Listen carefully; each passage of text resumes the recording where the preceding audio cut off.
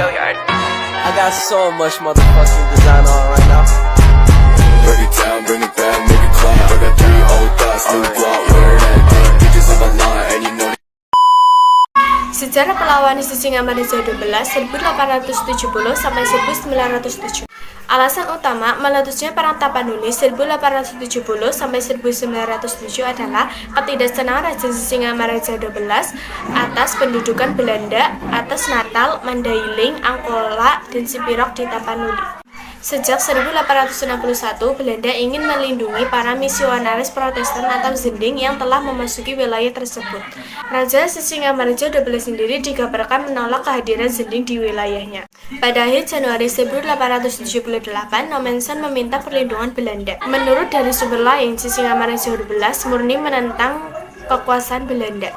Ia hanya mengingatkan para Zending untuk tidak menjadi alat kekuasaan Belanda. Februari 1878, Singamaraja 12 menyerang pos Belanda di Balbatu, Parutung, Tapanuli Utara. Pertempuran merebak hingga ke Buntur, Balbatu, Balige, Siborang-Borang, dan Lumban Julu. 1894, Belanda menguasai Bakara, pusat pemerintahan Kerajaan Batak. Singamaraja 12 terpaksa menyingkir ke daerah Pakpak. Pada 1904, Belanda di bawah pimpinan G.C. Ernst van Dalen berhasil memukul mundur perlawanan Singamaraja 12.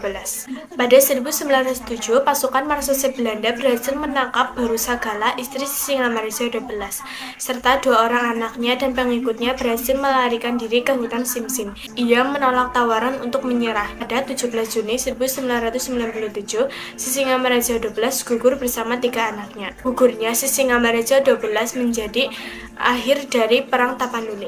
Sejarah perlawanan Kerajaan Bali 1846 sampai 1849.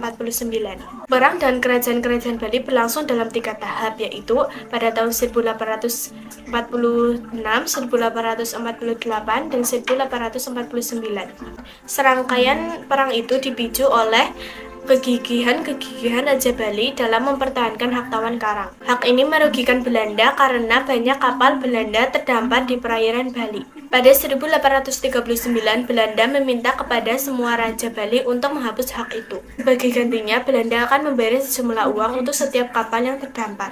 Raja-Raja Bali menyetujui permintaan Belanda, tetapi justru Belanda malah ingkar janji. Pada 1884, Raja Buleleng merampas kapal Belanda yang terdampar di pantai Buleleng. Pada 1846, Belanda menyerang Bali. Karena kekalahan persenjataan, pasukan Buleleng di bawah pimpinan Gusti Ketut Jelantik tidak mampu menahan serangan Belanda. Pasukan Buleleng ditarik mundur ke Jagaraga sekitar 4 km ke arah utara Singaraja, ibu kota kerajaan Buleleng. Merasa Buleleng telah menyerah, sebagian besar pasukan Belanda ditarik kembali ke Jawa. Kesempatan ini dimanfaatkan oleh Jelantik dengan membangun persekutuan dengan kerajaan-kerajaan lain, seperti Karangasem, Klungkung, Mengwi, dan Badung. Dari benteng pertahanannya di Jagaraga, pasukan gabungan kerajaan-kerajaan Bali menyerang pos Belanda dan menawan para sedadunya.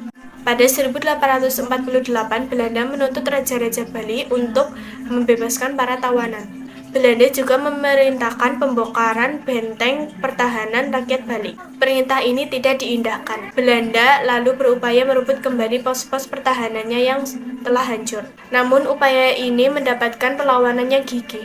Belanda terpaksa menarik mundur pasukannya ke kapal. Pada 1849, Belanda mengerahkan pasukan dengan jumlah yang besar. Kota Singaraja diserang dan dikuasai oleh Belanda dalam waktu yang singkat.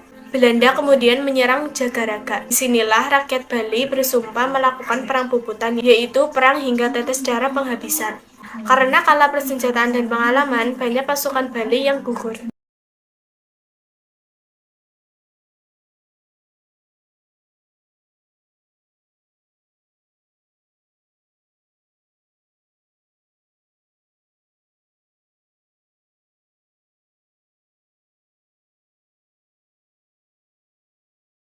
Belanda kemudian menguasai Jagaraga, Jemberana, Kelungkung, Karangasem, dan Bangli.